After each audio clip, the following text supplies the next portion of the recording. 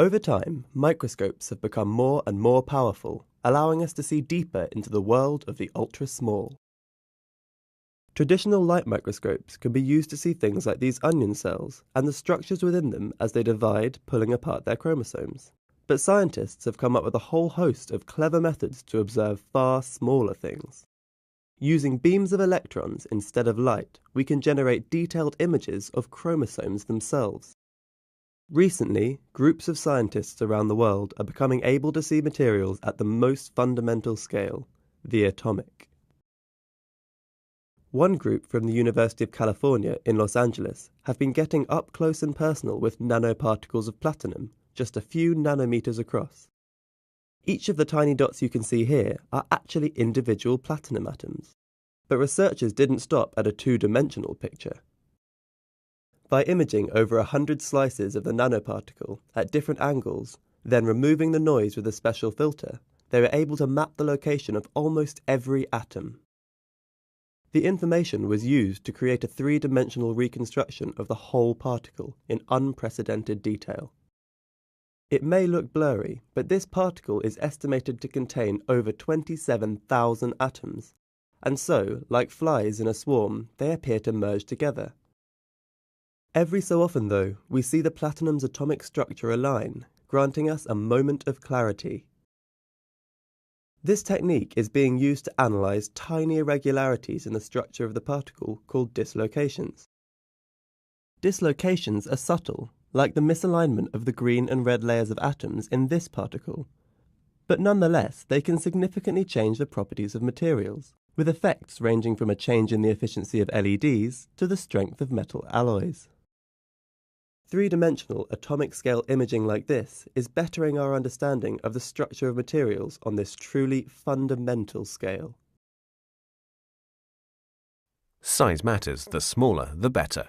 Let's have a closer look at the inside of a PC. Nowadays, 200 gigabytes of information can be stored on a size of your thumbnail.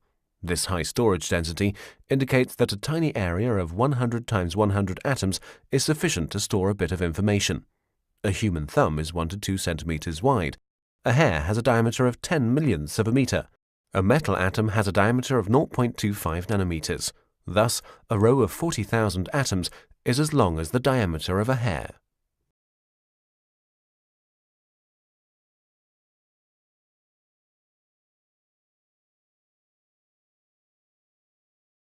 How does a STM work?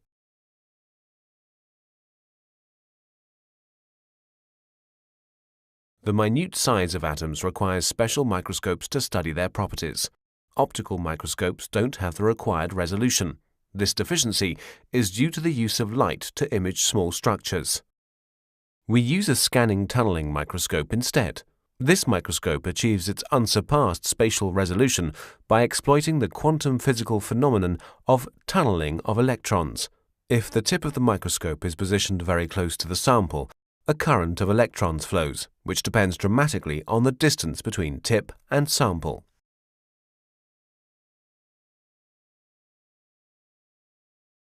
Image acquisition by a STM.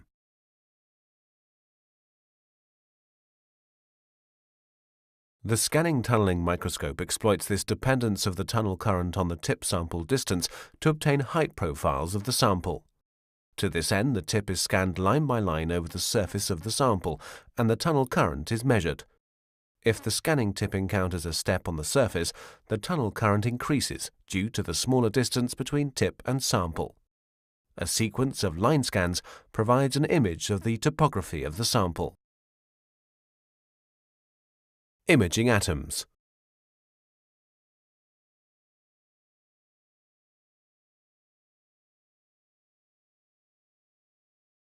The high resolution can be used to image individual atoms in the surface plane of the sample. We resolved the atomic structure of a copper crystal. Our images reveal that the copper surface can be modeled as a close-packed arrangement of hard spheres, which are spaced at a distance of 0.22 nanometers.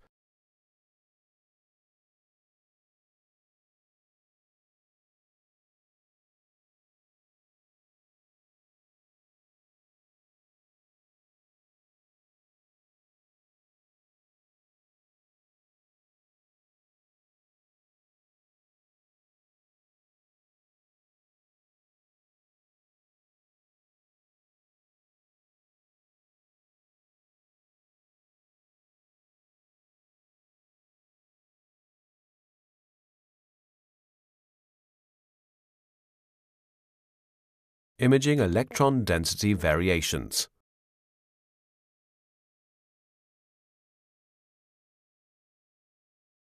The atomic contrast resides on smoothly varying background. Typical modulation lengths are of the order of 1 nanometer, 5 times as long as atomic distances, and they're due to variations of the electron density within a surface.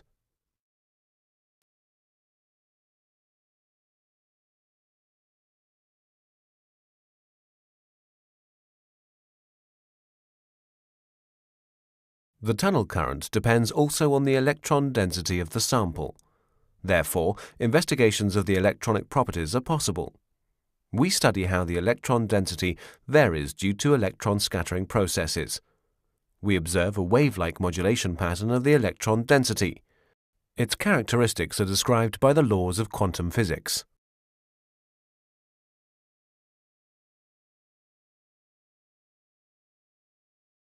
Electrons can be confined within a nanostructure, where they're scattered back and forth between the boundaries of the structures. A modulation of the electron density results due to this scattering. These electron density modulations get more complex with increasing electron energy. The analysis of these patterns offers new insight into electron dynamics in nanostructures. Our results help to understand how and why the electronic properties of a nanostructure differ from those of larger size samples.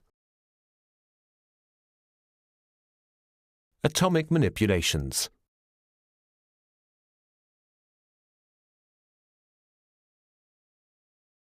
The scanning tunneling microscope is also a unique tool to create atomic structures on the nanoscale. The atom can be transferred to the tip and transported along the surface, moved with the tip to another position. Atoms can even be arranged in an arbitrary manner. This way, atom by atom, the letters MPI are formed, which is the short form for Max Planck Institute. This is a very small name tag. Its length is only 4 nanometers.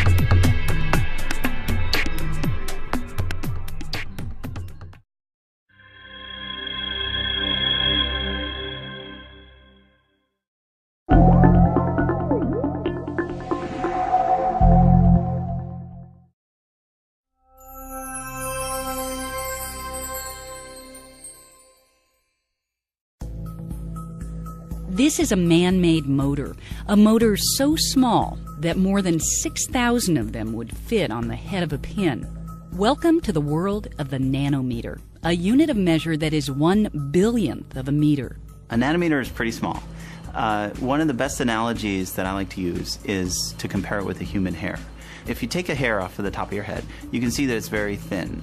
And now if you take something that's 100,000 times thinner than that, that's a nanometer.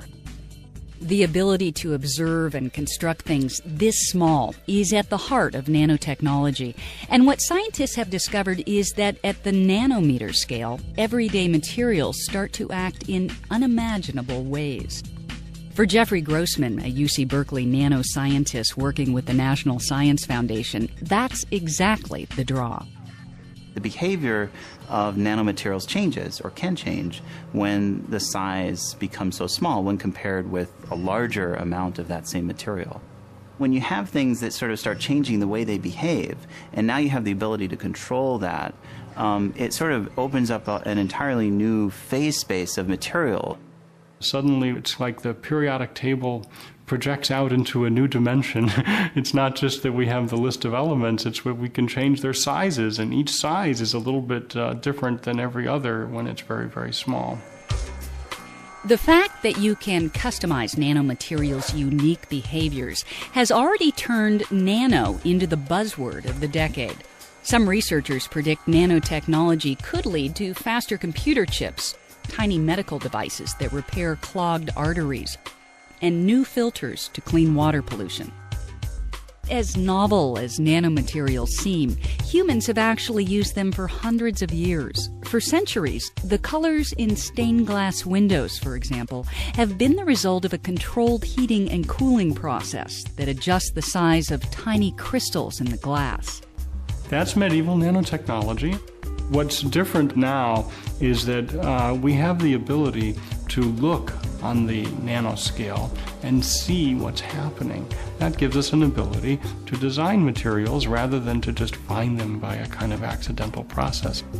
But understanding and controlling how nanomaterials act can be tricky. Every time you chop the material in two, say you go from a crystal that's 100 atoms across to 50 to 25, each time you do that, almost all the properties of the material really change.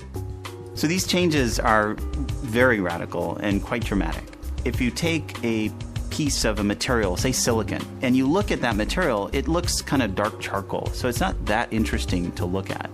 But now if you take out your little nano ice cream scooper and you scoop out a nano-sized chunk of that material, and you look at that, all of a sudden it glows blue. And if you take a slightly bigger ice cream scooper out, it glows red.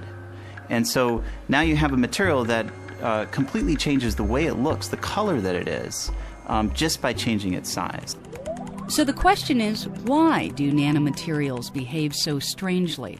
In the case of the nano ice cream scoop, the behavioral change happens when you start to make a material so tiny that its electrons are squeezed into a space smaller than they prefer. It's called quantum confinement. The smaller you make the crystal, the higher the energy of the electron will be. Its kinetic energy is increased, and that can be thought of as making its wavelength a bit shorter and forcing it into a box where it kind of zips around more quickly. Another factor that shapes nanoscale behaviors is the relationship between volume and surface area. Things this small have much more outside than they have inside. The surface area of the material starts to skyrocket compared to its volume. And in fact, when you get down this small, most of the material could be just surface, and very little of it is actually volume. And the reason why that's interesting is that the more surface you have, the more reactions you can carry out on that surface, so you can do things like filtering much more efficiently. So you could filter water more effectively with more surface area. Our ability to observe and change things at the nanoscale has led to a host of new materials applications and has even made it possible for scientists to begin building working nanomechanical machines like this motor. But in the world of nanomachines, nature is still king. Some of the most fascinating things that we see on the nanoscale are the machines that nature builds on the nanoscale.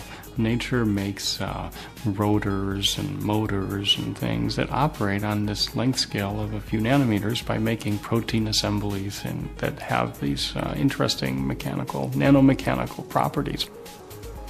If you look at the flagellum of a bacterium, it's a little nanoscale motor, and it has bushings and all kinds of little pieces inside there that is built very differently than the way we make ours. And they have some other tricks they're trying to decipher. Ali Visatos and his colleagues are eager to understand and apply some of these new ideas to the real world. Among their goals, finding new forms of clean energy. Every minute, enough of the sun's light reaches the Earth to meet the world's energy demand for an entire year. This seems like a good place to start. Photosynthesis and photovoltaics is surely the one where we have the most interesting conversation that goes on between how nature achieves this and how might we do it in the future. If we're to get our energy from the sun, we need to copy some of the lessons of nature, but we also need to find some of our own little tricks that we could apply. Coming up with some tricks of their own. That's exactly what researchers are doing at Lawrence Berkeley National Laboratory's Molecular Foundry. Located in the Berkeley Hills, the facility is one of the world's premier nanoscience research centers. Comprising 6 floors, the Foundry is a buzzing hive of activity where the newest nanomaterials move from theory into the lab. We are working on developing plastic solar cells, so trying to harvest light for energy using polymers and more like nylon. Traditional solar cells using crystalline silicon as the light-absorbing material are less than ideal. Silicon is heavy, expensive, and fragile. In this lab, researchers are trying to replace silicon with polymers, complex, usually man-made molecules. Here, graduate student David Kavalak builds tiny polymer-based solar cells and tests the results. We're focusing in a solar cell on the active layer of the part that does the light absorbing and the conduction of the electrons to the electrodes. We can design these conjugated polymers that are conducting in any number of ways. We can add on certain side chains to them that make them more soluble, that make them better conductors, that change the energy levels and the band gaps of these polymers. We start with a glass substrate with a transparent electrode, which is normally indium tin oxide. We spin a polymer solution down on top of this, which the solvent evaporates really quickly, and we're left with approximately 100 nanometers of polymer, which is our active layer. Then we take it, evaporate on a top contact electrode, and test it in a solar simulator. We have 8 aluminum electrodes that gives us 8 solar cells per substrate. And so now we can use this to test and see what kind of efficiencies we've gained.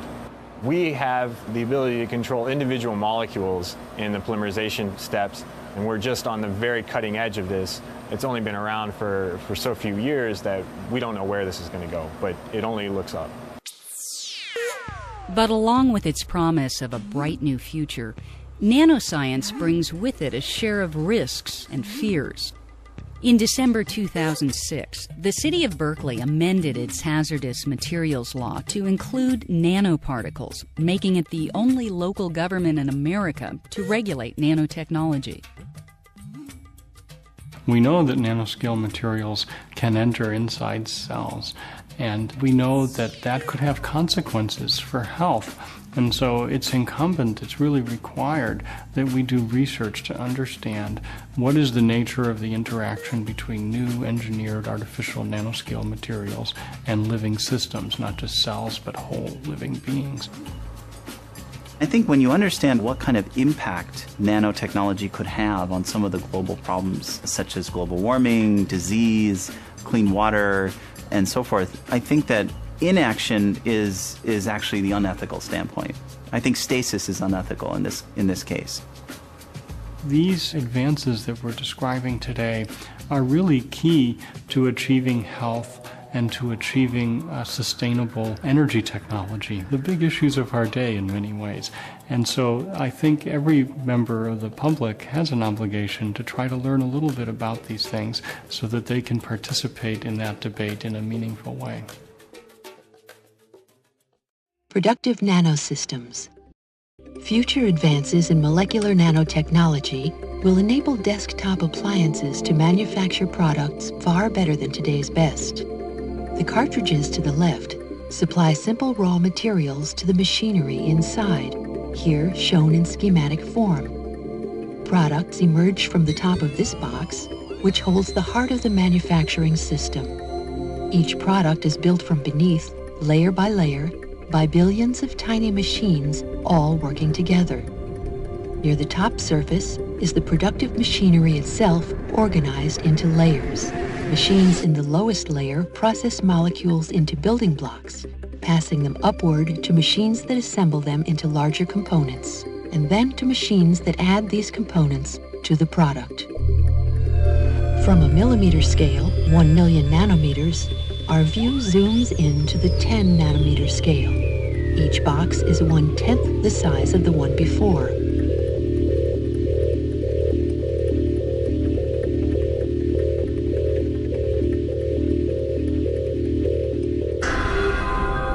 Here, at the molecular scale, nanomachines make small building blocks from molecular raw materials. The first machines sort molecules by their size and shape, passing some, rejecting others. Only molecules of the right kind can enter the processing machinery. These molecules contain 4 atoms, 2 of carbon and 2 of hydrogen. The molecules bind to a device that carries them to the next stage. Then, a rotating mechanism swings tool tips into contact with the bound molecules.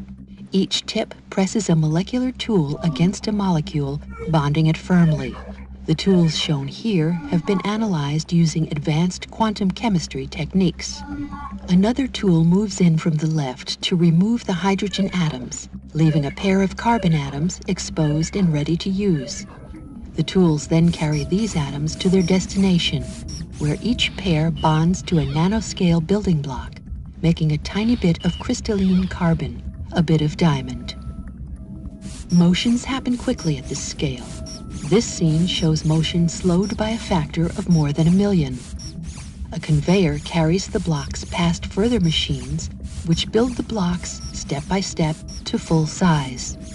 Elsewhere, other specialized machines build blocks of different kinds.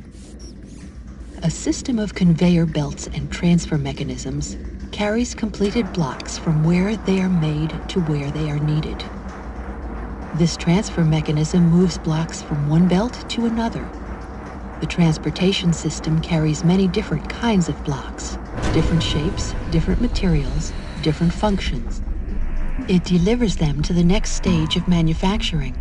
Here, a programmable machine lifts and places small blocks to make larger blocks. The small blocks bond on contact to form components containing millions of precisely arranged atoms. These can be simple structural bricks or intricate components for mechanical and electronic systems. The completed components are delivered to the final assembly stage, where many machines work together to build the final product. Motions at this larger scale are still quick. This scene shows motion slowed by a factor of 10,000. At the base of each machine, a transfer mechanism grabs components and lifts them from a conveyor. Each is flipped around, then carried up to the underside of the product under construction. Finally, machines lift the components and plug them in place, adding layer after layer to the bottom of the product. When the last layer is finished and construction is complete, the product is ready to be removed and used. The result of this production run is an atomically precise multiprocessor laptop computer with 1 billion times more processing power than today's best. The only waste products are warm air and pure water.